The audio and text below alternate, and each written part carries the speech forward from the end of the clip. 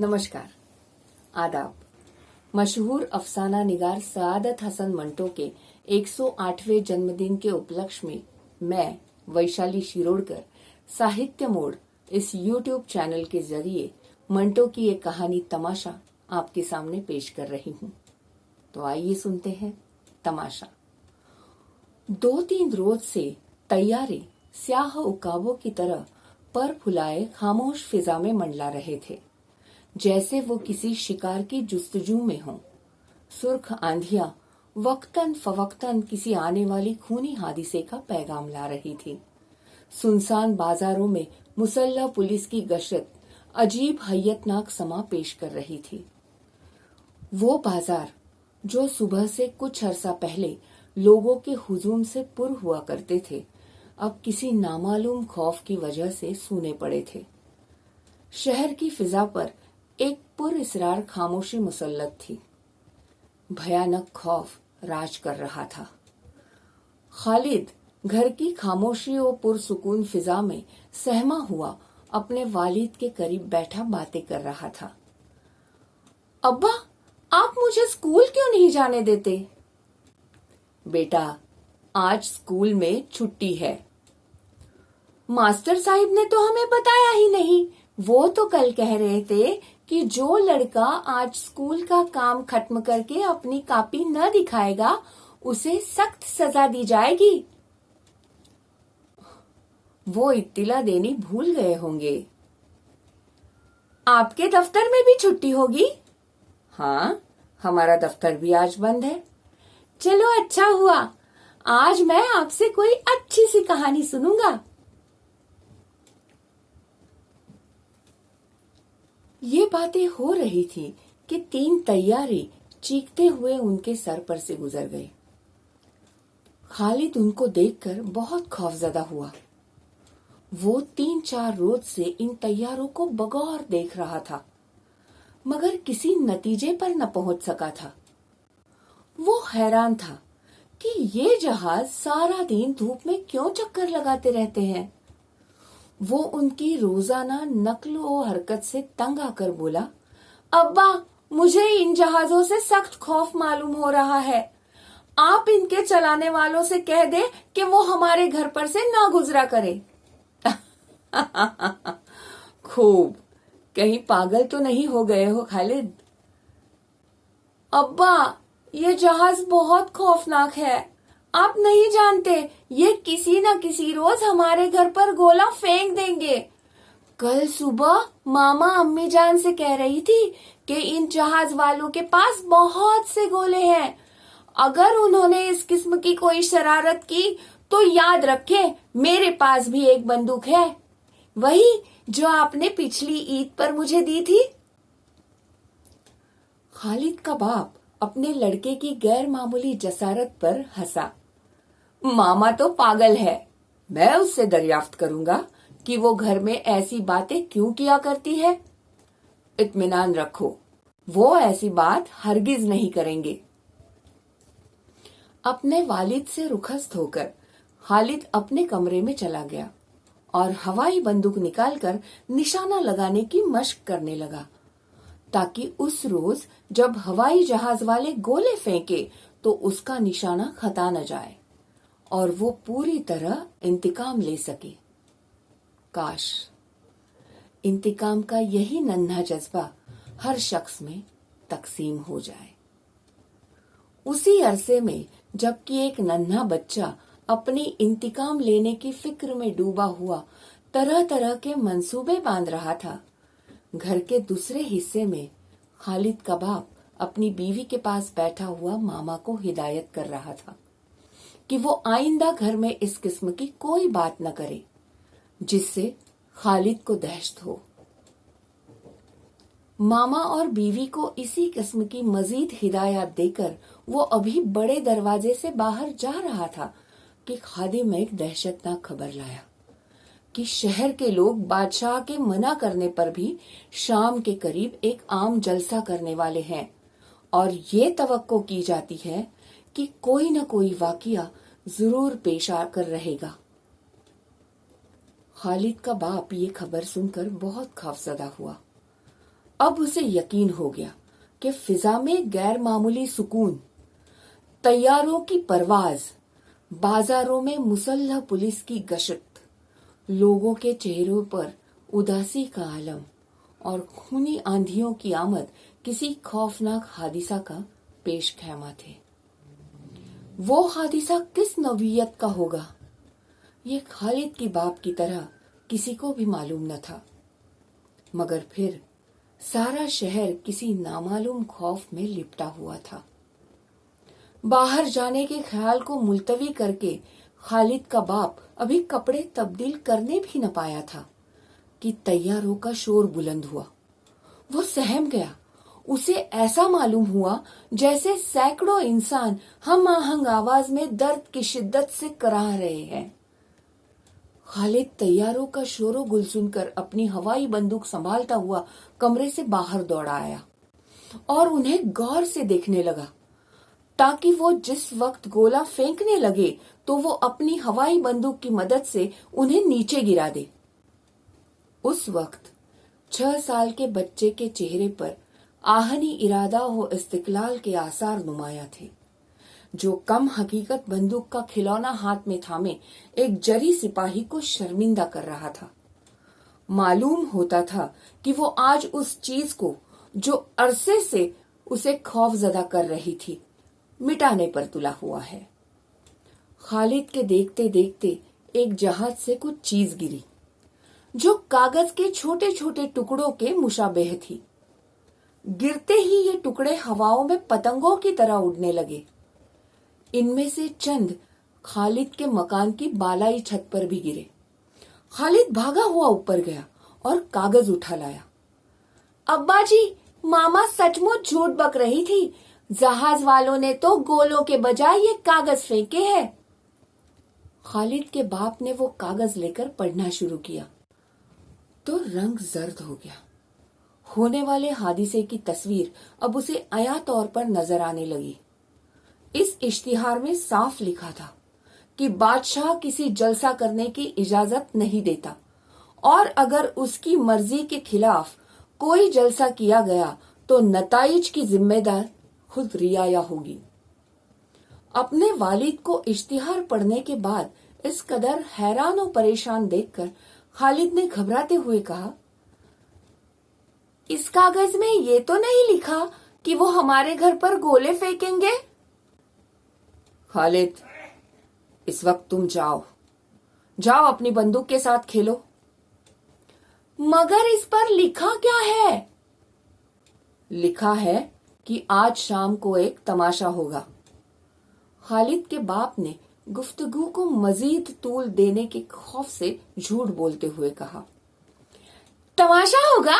پھر تو ہم بھی چلیں گے نا؟ کیا کہا؟ کیا اس تماشے میں آپ مجھے نہ لے چلیں گے؟ ہاں، لے چلیں گے، اب جاؤ جا کر کھیلو۔ کہاں کھیلوں؟ بازار میں آپ جانے نہیں دیتے، ماما مجھ سے کھیلتی نہیں، میرا ہم جماعت طفیل بھی تو آج کل یہاں نہیں آتا، اب میں کھیلوں تو کس سے کھیلوں؟ شام کے وقت تماشا دیکھنے تو ضرور چلیں گے نا؟ کسی جواب کا انتظار کیے بغیر خالد کمرے سے باہر چلا گیا اور مختلف کمروں میں آوارہ پھرتا ہوا اپنے والد کی نشست گاہ میں پہنچا، جس کی کھڑکیاں بازار کی طرف کھلتی تھی۔ کھڑکی کے قریب بیٹھ کر وہ بازار کی طرف جھانکنے لگا۔ کیا دیکھتا ہے کہ بازار میں دکانیں تو بند ہے مگر آمد و رفت جاری ہے، لوگ جلسے میں شریک ہونے کے لیے جا رہے تھے۔ وہ سخت حیران تھا کہ 2-3 روز سے دکانیں کیوں بند رہتی ہے۔ اس مسئلہ کے حل کے لیے اس نے اپنے ننھے دماغ پر بہتیر ازور دیا مگر کوئی نتیجہ برآمد نہ کر سکا۔ بہت غور و فکر کے بعد اس نے یہ سوچا کہ لوگوں نے اس تماشا کو دیکھنے کے خاطر جس کے اشتہار جہاز بانٹ رہے تھے دکانیں بند کر رکھی ہیں۔ اب اس خیال نے اس کے دماغ میں آیا کہ وہ کوئی نہایت ہی دلچسپ تماشا ہوگا جس کے لیے تمام بازار بند ہیں इस ख्याल ने खालिद को सख्त बेचैन कर दिया और वो उस वक्त का निहायत बेकरारी से इंतजार करने लगा जब उसका अब्बा उसे तमाशा दिखलाने को ले चले। वक्त गुजरता गया। वो खूनी घड़ी करीब तर आती गई। सहर पहर का वक्त था। खालिद, उसका बाप और वालिदा सहन में खामोश बैठे एक दूसरे की तरफ खामोश निगाहों से तक रहे थे। हवा सिसकियां भरती हुई चल रही थी। तड़ तड़ तड़ तड़ तड़। ये आवाज सुनते ही खालिद के बाप के चेहरे का रंग कागज की तरह सफेद हो गया। जुबान से बमुश्किल इस कदर कह सका, गोली। खालिद की मां फरत एक खौफ से एक लफ्ज भी मुंह से न निकाल सकी। गोली का नाम सुनते ही उसे ऐसे मालूम हुआ जैसे खुद उसकी छाती में गोली उतर रही है। खालिद इस आवाज को सुनते ही अपने वालिद की उंगली पकड़कर कहने लगा, अब्बा जी चलो चले, तमाशा तो शुरू हो गया है। कौन सा तमाशा? खालिद के बाप ने अपने खौफ को छुपाते हुए कहा, वही तमाशा जिसके इश्तिहार आज सुबह बांट रहे थे। खेल शुरू हो गया, तभी तो इतने पटाखों की आवाज सुनाई दे रही है। अभी बहुत वक्त बाकी है, तुम शोर मत करो। खुदा के लिए अब जाओ, मामा के पास जाकर खेलो। खालिद ये सुनते ही बावर्ची खाने की तरफ गया, मगर वहां मामा को न पाकर अपने वालिद की नशिस्तगाह में चला गया और खिड़की से बाजार की तरफ देखने लगा। बाजार आमदो रफ्त बंद हो जाने की वजह से साई साई कर रहा था। दूर फासले से कुत्तों की दर्दनाक चीखें सुनाई दे रही थी। चंद लम्हात के बाद उन चीखों में इंसान की दर्दनाक आवाज भी शामिल हो गई। खालिद किसी को कराहते सुनकर बहुत हैरान हुआ। अभी वो इस आवाज की जुस्तजू के लिए कोशिश ही कर रहा था कि चौक में उसे एक लड़का दिखाई दिया जो चीखता चिल्लाता भागता चला आ रहा था। खालिद के घर के ऐन मुकाबिल वो लड़का लड़खड़ाकर गिरा और गिरते ही बेहोश हो गया। उसकी पिंडली पर एक जख्म था जिससे फव्वारों खून निकल रहा था। ये समा देखकर खालिद बहुत खौफजदा हुआ।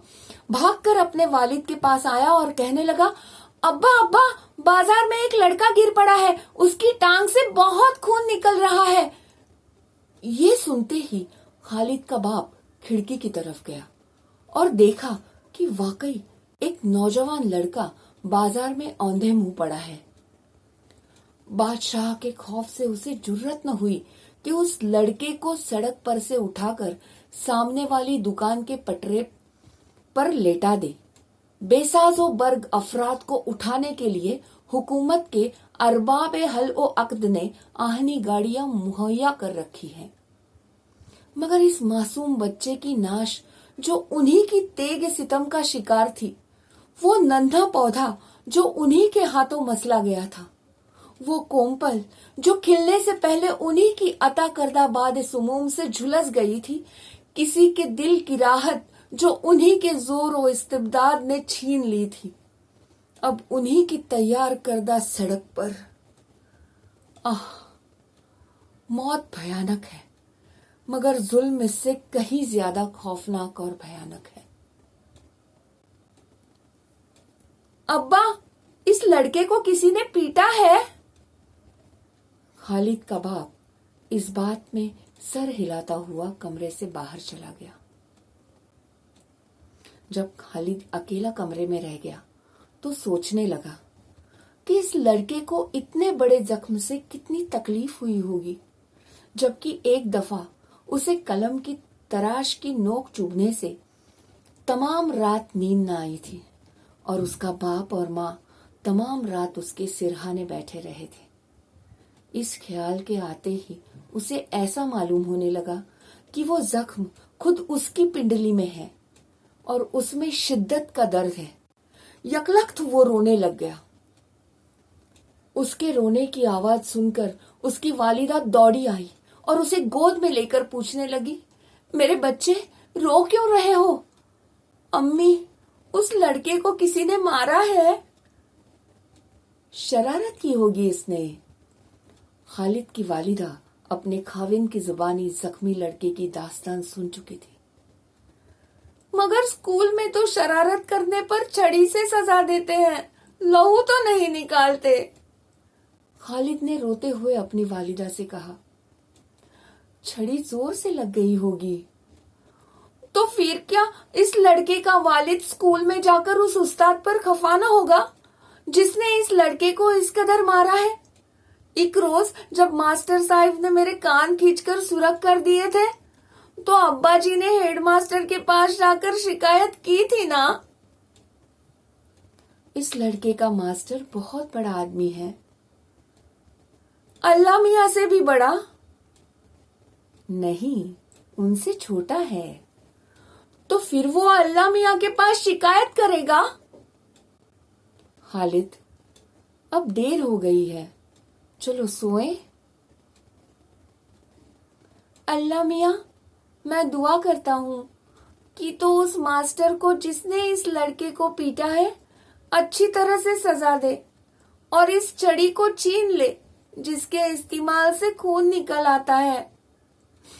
मैंने पहाड़े याद नहीं किए, इसलिए मुझे डर है कि कहीं वही छड़ी मेरे उस्ताद के हाथ ना आ जाए। अगर तुमने मेरी बातें न मानी तो फिर मां भी तुमसे ना बोलूंगा। सोते वक्त खालिद दिल में दुआ मांग रहा था।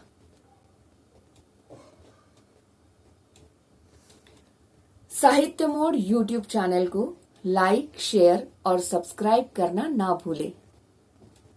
शुक्रिया।